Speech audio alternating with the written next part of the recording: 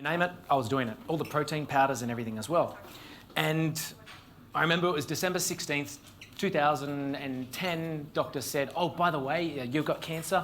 If you don't have it out tomorrow and go through the chemotherapy and radiation therapy, you will die. It will spread to your brain, it will go to your lungs, it will go to the lymph system, and you will die. I decided to go my own path. I refused chemo, refused radiation therapy, and 10 years later, I think I'm doing okay. Maybe you guys can, let me know. But I went, thank you, I appreciate that. By the way, Jimmy, if I'm going over time, because I've only got like a short period of time, just tell me, take your time. Okay, great. So I went on an Indiana Jones quest for what real health is. And it's not what you're told in the mainstream, it's not what the doctor says, and it's definitely not what the pharmaceutical companies say. It's ancient wisdom that is true across cultures and across lands that have been long-lived for generations and centuries. And so, has anyone heard my mentor and his son, like Don Tolman and Tyler Tolman? Has anyone heard that? Okay, a couple of people there, 3 people, awesome. So I was in the back of the room hearing these guys speak, bawling my eyes out 3 weeks after I was diagnosed. And so that is my path and journey forward. So what I've learned is the 7 principles of health. And I know that if anyone around the planet does these 7 principles, they will not know a dis-ease or have any ailments or problems for such a long term of life. And they're so simple, we overlook them. We humans complicate shit when it doesn't need to be complicated. And so I'm just going to rattle them off, a couple of little things, because I've got stuff to talk about, but really simple. Air. We obviously know we're going to die without air. But these days, no one is having quality air. We drive in our box little car to our box little office to breathe the box recycled air. We hardly get out into nature. The second principle, and you know what, here's a really cool thing. They did a science experiment on the big island of Hawaii of which is the best air you could have. And air must be moving. It must be moving to electrically charge. And so they came up with it was an experiment with a prize money, and they had all different machines that ranged from $200 all the way to $250,000. And the machine that won was a ceiling fan, submitted by a 9-year-old girl. Air must be moving to charge yourself. There was a mining accident that happened over in America, and the miners discovered a new cavern, quite as like this. They all went in there, were breathing normal air, but unfortunately they all passed away within 30 minutes because the air hadn't moved in centuries. We all know that when we get to the oceans of Cronulla, how good do we feel just on the esplanade and on the point, just breathing in air compared to, no offense to the brass monkey, but breathing in this air for, 20 hours straight. But these days no one's doing it. No one's taking a deep breath down in their diaphragm and join me. You do that enough, you'll be all right. 98% of toxins that ever come out is actually through our breath too. Anyway, moving on. Water. Doesn't mean Coke, doesn't mean coffee, doesn't mean anything else, but it means water. And just like air, it must be moving. We all know from Boy Scouts, Girl Guides, that the quality of water is best when it's moving. So therefore, we must have fresh moving water. Doesn't really mean in the pipes as well. As in, get a good filter, etc. It doesn't mean chlorine, it doesn't mean fluoride, it means nature made. Third principle of health, it goes into sunshine. The sun loves us. It doesn't hate us, it doesn't want to kill us. Oh wait, back in 1968, the American government said, oh no, their sun wants to kill us now, so it wants us to put sunscreen on and protect ourselves from the sun. Bullshit. I can tell you unequivocally, I was on my 40-day fast in the sun in Byron Bay from 10 a.m. in the morning right through to 4:30 in summer, no sunscreen, nothing, and I didn't even go pink. I've got Irish heritage, so I should be careful, right? I know the sun doesn't harm us. It's so vital to health. It helps us create vitamin D, which obviously creates a lot of hormones, serotonin, dopamine, etc. And if you look at sunset and sunrise, that is one of the best nutrient-giving things you could ever give to your body. The word nutrition actually comes from Latin, which is nut, meaning light, and rischen, meaning process. So it is a process of light nutrition. So, moving on again. Fourth principle of health is walking, exercise. Science has done some experiments that these chunks of flesh below our hips is meant to move. Across time and distance, we're not meant to be stationary. We're not meant to be only doing 1 kilometre. The longest lived cultures in the world are the blue zone people. I'm sure, who's heard of the blue zones? A few people? Awesome.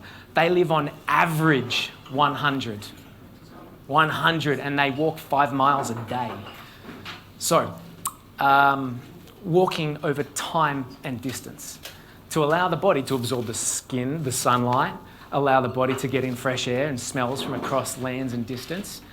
And obviously, the walking helps the lymphatic system pump. So, I'm really just time conscious. So, apparently, Jimmy, is there Q&A? Apparently there is, so I'll just push on and answer questions later. Walking. So, the more you do it, the more you're pumping your lymphatic system, which obviously is the cleaning house. And this is going to tie into fasting, where if the lymphatic system is blocked, it's unable to dump its waste in the colon. And the colon is obviously where we eliminate a whole bunch of stuff. Fifth principle of health, I'm moving on really quickly again, is good, whole foods. There's no Americans here, so usually I say not a whole donut, not a whole pizza. But it means nature-made foods that are grown from the ground. Whole foods, some of you guys are going to have some tonight, which is awesome. But this topic, I could go down a rabbit's hole. A tomato. I follow a thing called the Doctrine of Signatures. And that's things like food that grows from the ground is drawn unlike unto itself. So for example, a tomato looks like a heart. It's got chambers like a heart. The American Heart Association says it's good for the heart. We know the walnuts look like a brain. We know that they've got the convoluted folds. It's got the cerebellum, the cerebellum. It's got the left hemisphere, the right hemisphere. And obviously when you eat walnuts, it helps take away plaque from the brain and helps create new neurons in there as well too. One of my favourites is avocados. And if it's looking like something in the body, let's take a guess. What does it look like? A ball. Passion fruit for that one, mate. But to me, it looks like the womb. It's got a swollen seed inside of it, surrounded by fatty tissue. And you can Google this. How long does it take to grow an avocado from flower to fully grown ripe? 9 months. No, that's the plant. But an avocado, yeah, 9 months. It's like, who made this shit up? Celery, it looks like a bone. It snaps like a bone. It's got 21% sodium. Our bones have 21% sodium. All right, whole foods, eat it. It's good for you. Sixth principle of health is non-toxic relationships. We all know that, yeah. We all know that you could have an amazing day. You work, you see your friends, you go for a gym. But if you come home to a toxic partner, how quick does your day end? But the same can be said for the opposite, where you could have the shittest day on the planet, and then you could come home to a loving partner and you touch and you look each other's eyes and you connect. And then your day can just be lifted to the height of our human experience. And finally, the seventh principle of health is passion. Passion is what it's all about. That's why we're here on this earth, to do the things that elate us, to lift us higher, to give us joy. Passion comes from 3 things. Passion is obviously things that you are elated about doing something. Pass I on. In the heat of the passion, you might generate another creation. And then passing of the ions. Ions is anciently the word for the neutrinos and centrinos, or science these days calls it electrons and protons, for those things that go around atoms. And the more that they vibrate, the more that they... Let me adjust this. Is this still good? Yep. The more that they vibrate at a higher frequency, the more energetic we feel. Doing something passionate, and this is why I love passion for the seventh principle of health, is if you are so joyous about something, if it's surfing, if it's singing, whatever it might be, if you're passionate about something, anything, it doesn't matter, reading, being a nerd like me and stuff, is you can overcome and negate some of the other principles of health. Have you ever met or known someone who is passionate about something and then they have a toxic relationship, They don't get enough sunshine. They don't get enough good whole foods and just eat McDonald's and Coke. They aren't getting enough exercise, but they're still vital and energetic and healthy. And then we see some other people that are doing all the correct things without some passion, and they're lifeless. So our human experience is meant to be lived with joy. I'll leave that alone. I won't touch upon that too much. But I know that when people do their 7 principles to the utmost level 10, they're going to live a life that's vital, smiling, happy, and energetic. And they won't know their disease. We are totally tubular. And I know that I'm really going down a rabbit hole here. I probably shouldn't talk about that. I won't. Fasting. I'll just quickly talk about that. So from my story, yes, I had testicular cancer, and I made a promise to myself that I'd never get it again. Like, never, and I'll do whatever it takes. So I found out all the things I was doing wrong. I researched long-lived cultures, the blue zones, and I also found out that there's geniuses around the world. Hippocrates, Plato, Pythagoras, Socrates, Da Vinci, Einstein, vegetarian. And I was just like, okay, there's something in this. But then also Plato turned around and said, I regularly fast for 10 days on water for mental clarity and strength. And I started doing more research and found that if we men fast for 2 days on water, 48 hours, our human growth hormone boosts by 2,000%. I found out that 3 days on water fast resets the entire immune system. After 10 days, and I've got clients and coaching people right now that have been rejuvenating themselves. What fasting allows us to do. And fasting can be something like water or juices, cold pressed juices, or there's even another thing called mono fruit fast, where you might just have just apples for 10 days, which is totally fine and acceptable. You're not going to pass out and die just on eating apples. But one of my favorites, and he's a recent client, is 80 years of age with prostate cancer. The prostate serum marker is 6.5, and he was at 11. In 2 months, he's down to 5.5. Now, I don't know what you guys know about health and diseases and everything, but when an 80-year-old man is that high, rarely or seldom is he going to go the healing way. But he's fasting. I will tell you some cool stories about fasting, but I don't think I have enough time, right, Jim? Yeah, you got a couple of minutes, bro. Couple minutes, okay. I've personally fasted over 18 extended fasts, and every single time you learn something new about yourself. The 40 days, that was such an adventure, and I obviously got skinny. Yes, you lose weight, you lose a whole lot of fat, and what's really cool is fat encapsulates toxins in the body. So when you're fasting, you're flooding the body full of nutrients, and it allows the body to say, thank you, now I can get rid of this old shit. And so then you're losing weight like there's no tomorrow. And I'm really just trying to go on my head, which ones do I talk about now? I've got some clients that have gotten off medication in terms of their antidepressants. I've got 2 Indian sisters that were heavily medicated. And within 3 months, they've eradicated all their medications from antidepressants and living their life with passion and joy and happiness, etc. I'm going to take a deep breath in. Everyone join me. First 2 principles.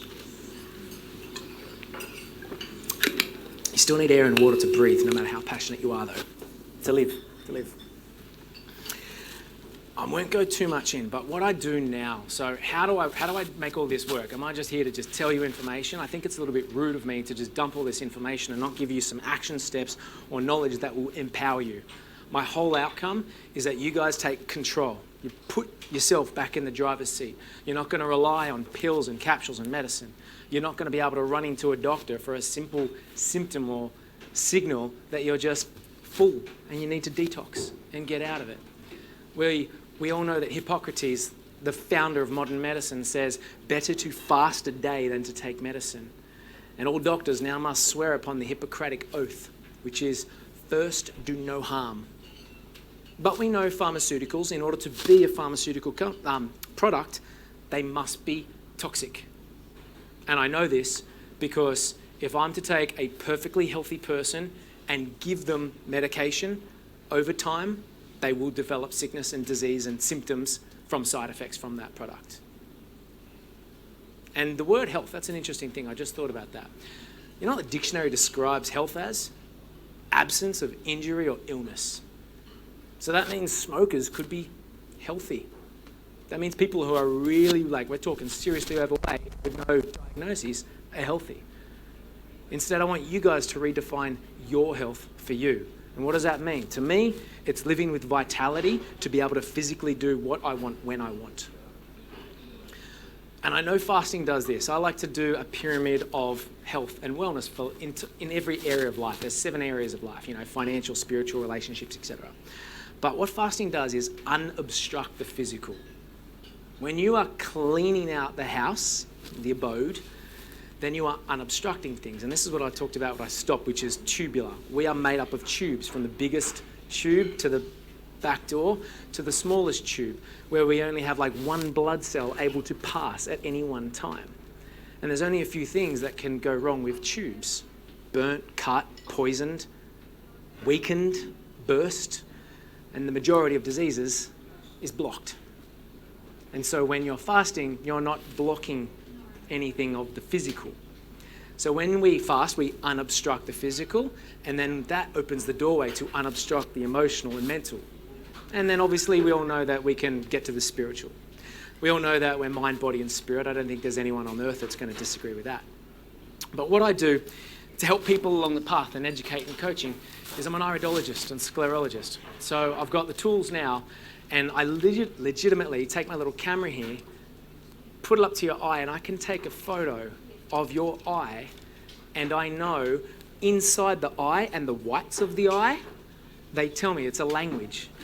They say the eyes are the window to the soul. It's the only body part that can't lie, right? But we know that the iris has 3 generations of past genetic material, and the sclera, which is the whites, has all you. So I know what all these red lines mean. I know what dots mean. I know what the deficiency, congestion, stresses, etc. So what I do is we take your eye photos, and I give people the language of what's going on inside your body. And it also hits emotional. One of my clients had some lines in her lungs, and I had a presentation, which we don't have here, I'm so sorry. But she had some marks in her lungs, and I'm like, all right, asthma, have you had anything to do with it? She's like, nah, all clean. So then I went over to the emotional stuff, and I went, all right, where's the grief? And I was in her right eye mainly. So I'm like, what significant male in your life has given you grief? Bawling her eyes out. We're not just the physical, we are the emotional as well. So I take the eye photos and give you a plan. I turn around and say, right, this is what we need to work on the next few months. And the cool thing is, the eyes heal, the eyes reverse, the eyes show us where we need that nurturing and love.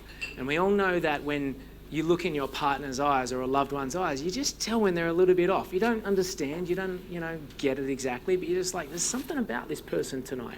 What is it? It's your subconscious, it's your innate knowledge that's already in you, knowing that there's a stress or a congestion going on in their body that they just need to unblock.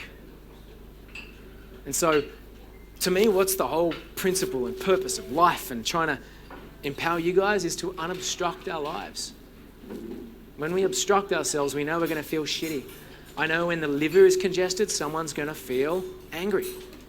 Just go to the pub and I'll show you a whole plethora full of angry people that are drowning their sorrows in alcohol. And I don't mean that tonight because it's a celebration. I need to make you guys my friends. But alcohol can be healthy, by the way. So I do enjoy a beer, absolutely. Good Cooper's Pale Ale, that's really healthy for you. And preservative-free wine, really healthy, by the way. But it's all linked. If there's anyone that thinks that the physical body ain't linked to our emotions, I'll have a chat with you off stage. I'm pretty sure my time's up because you're right there. Yeah, it is. But what I'll do is I like a chat, and I invite anyone to have a chat with me after dinner and everything like that as well too. So thanks for your time. Thanks,